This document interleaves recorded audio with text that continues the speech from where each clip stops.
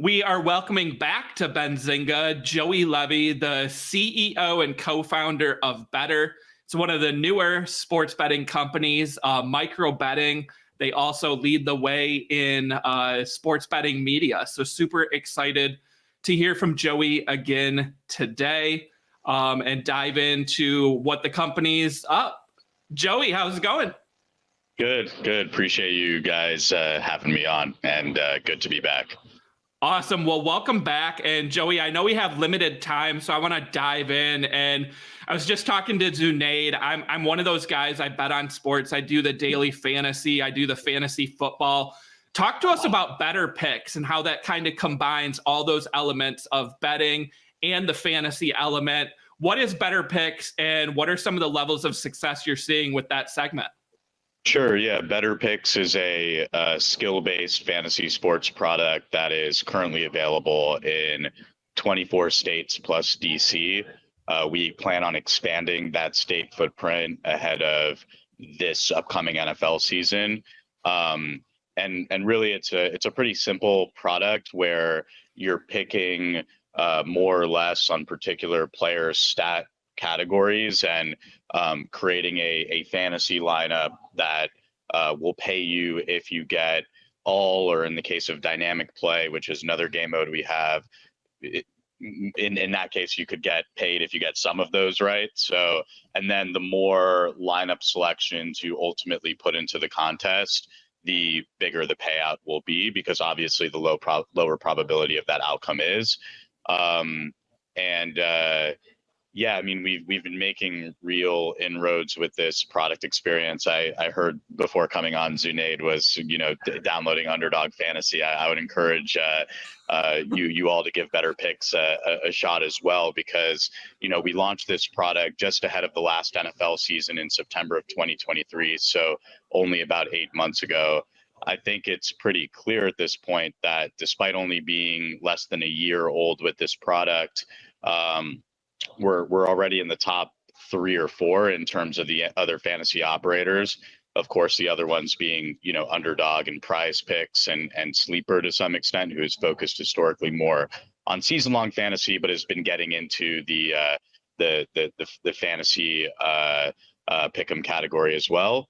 And we're seeing pretty remarkable traction, really, really strong unit economics, and we're getting to a point where this business is reaching a nice level of scale, really an unprecedented level of scale, given the time that we've been in market, with great unit economics, and we're able to grow very quickly, but also have but do so in a profitable manner, right? We're doing it very efficiently, really tight payback periods on the new user acquisition investments we're making. And the reason why we're seeing this is because our product experience is considerably simpler and more intuitive, with a more modern design aesthetic than I would say anybody else in the category. And that's really resonating with this incremental TAM of casual fans, which is really what we're building our business around.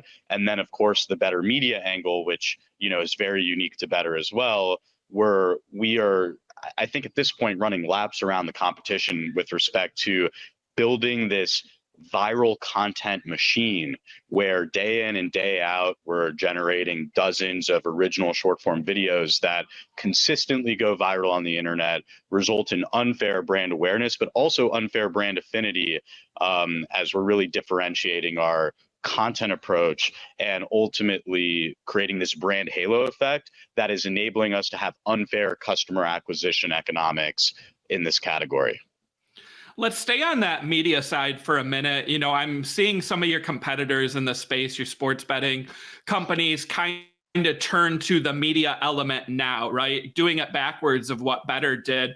Why was it important when you launched Betr to kind of coincide the media angle with the sports betting angle at launch?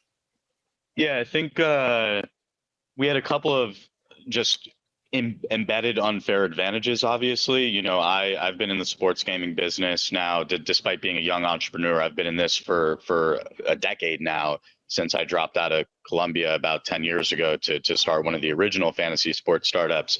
But I started this business with Jake Paul, who is a media mogul in his own right, and arguably the most successful marketer on the internet. So I knew that we had these unfair content creation capabilities from day one, and I wanted to build a media engine around him from day one. And very happy with that decision. We launched Betr Media just about a year and a half ago.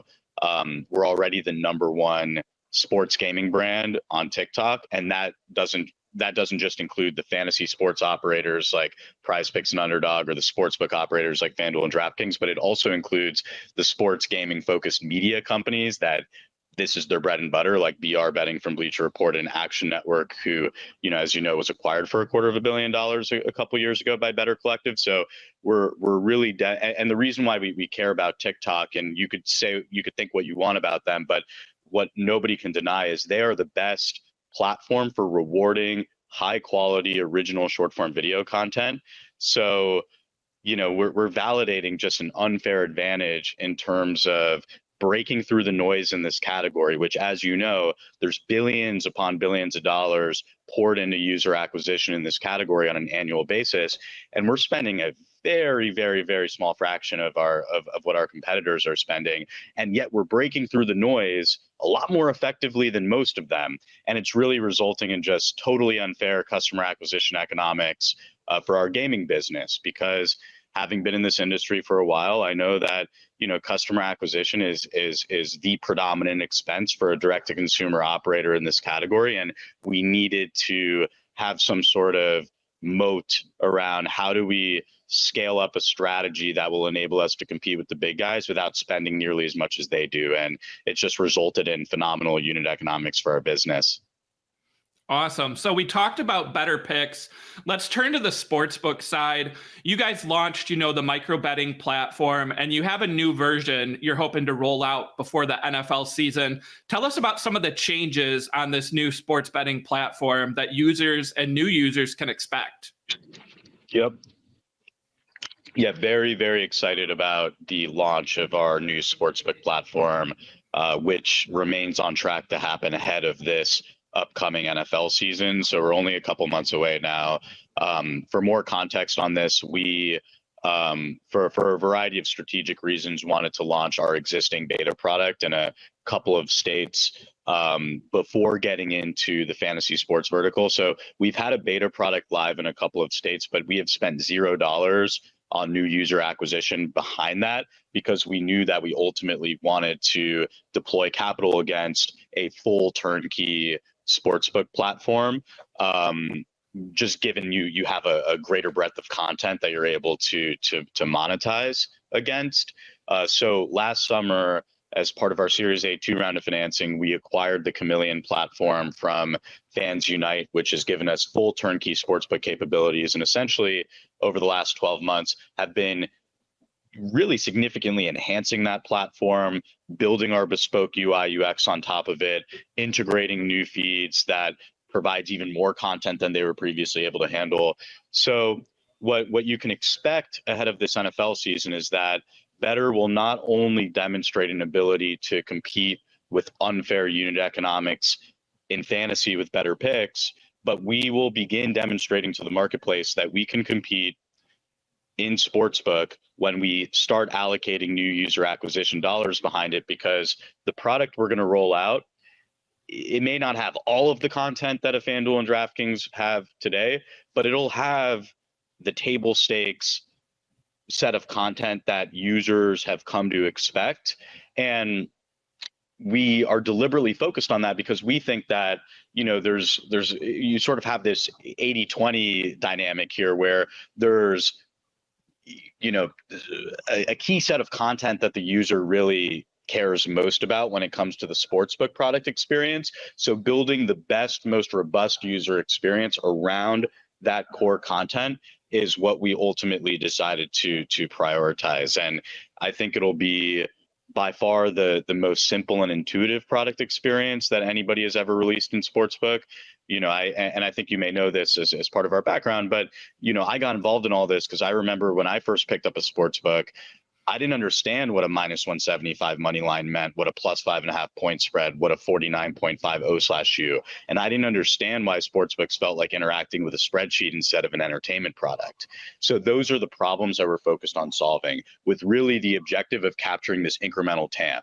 FanDuel and DraftKings today combine for about 7 million monthly active users, yet they're in front of over 100 million gambling age sports fans. And I'm not saying all of that incremental 93 million like should be in this category, but there's a world where there's 20 to 25 million monthly active users, and the key to unlocking them is building a simple and intuitive product experience that anybody could just pick up and interact with. And that's what we're looking to accomplish on the sportsbook side. And this time we'll go to market with a product that pretty much has most of the content that users will come to expect. And we have a plan to rapidly improve this product experience over time. So we're very, very excited to get this product out, and we'll have a business that, you know, is generating significant revenue with Betr Picks, is validating our ability to compete with Betr Sportsbook.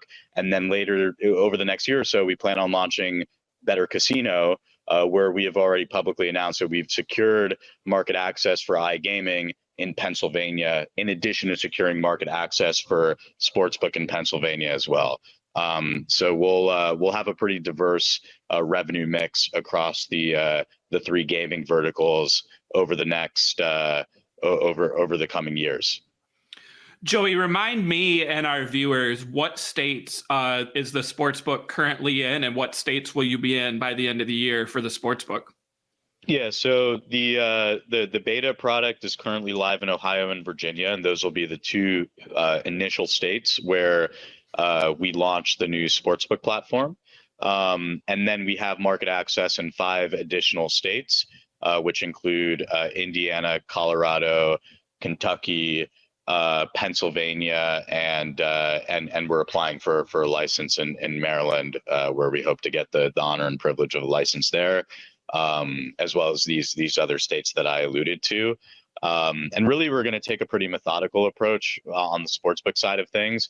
You know, we already have nationwide coverage with Betr Picks. So on the sportsbook side, we're going to methodically roll out the sportsbook platform in a manner where we're looking to get to profitability on a state-by-state basis, where we're able to pay, you know, all of sort of the operating expenses and minimum guarantees that come with market access in each of these states before expanding to new states. The 7 states I just described represent 17% or so of the US population. So there's enough of a TAM there to invest into those states to get to profitability on the sportsbook side. And then we'll bolt on incremental states as we go forward, while really just continuing to fortify our balance sheet and acquire, you know, continue to acquire hundreds of thousands of paying customers through Betr Picks.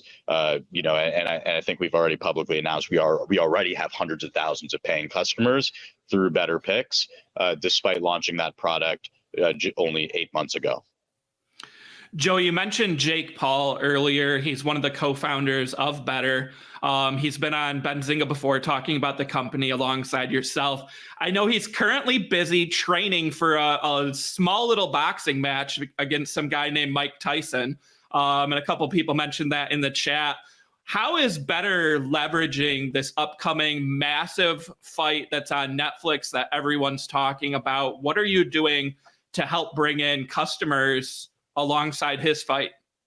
Yeah. I mean, you know, Jake and I are both the largest shareholders of this business, and you know, we're building this thing alongside one another. And you know, every step Jake takes to elevate his cultural relevancy and mainstream, his ability to really break through the noise and establish himself as like a bona fide mainstream cultural figure is great for Betr, right? So there's a variety of different ways we plan on taking advantage of the event that really is a first of its kind event that Jake and Nikisa Badarian, who's his co-founder at Most Valuable Promotions, the two of them, what they've been able to pull off with Netflix and with Mike Tyson is pretty remarkable for not just themselves, but for Netflix and the future of live sports streaming and the future of boxing as well. So we'll be there at the event. We're going to have, essentially our entire media team creating content in the lead up to the event. Betr, co-owns BS with Jake Paul, with Jake, obviously, which is, Jake's flagship long form premium IP. And he's going to be, continuing to release the podcast ahead of the fight. So if you want to hear from Jake, about everything that's sort of on his mind ahead of the fight and after the fight, I encourage you to tune into BS with Jake Paul, which is available on YouTube. Actually releasing an episode today with Ryan Garcia, which I'm sure is going to do pretty well from a viewership perspective, given there's a lot of sort of attention and speculation around him right now, after that fight that he won against Devin Haney. So, the broader point here is when Jake wins and when Jake succeeds, it's great for Betr, right? Because we are right there with him. Having a brand here that, on the media side, we only launched a year and a half ago. On the gaming side, only launched 8 months ago. Yet, we're breaking through the noise in a way that a lot of the tier 2 operators who are investing hundreds of millions of dollars on an annual basis on customer acquisition are not capable of doing. Awesome. Well, Joey, I think we're out of time. I know I got more questions for you, but we'll follow up offline.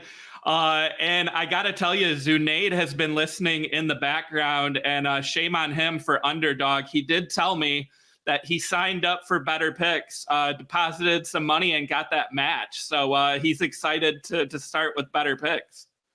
There you go, man. Appreciate the support and yeah, great chatting with you, Chris. Appreciate you having me on, man. Awesome. Thanks, Joey. Have a good one. All right, you too. Take care.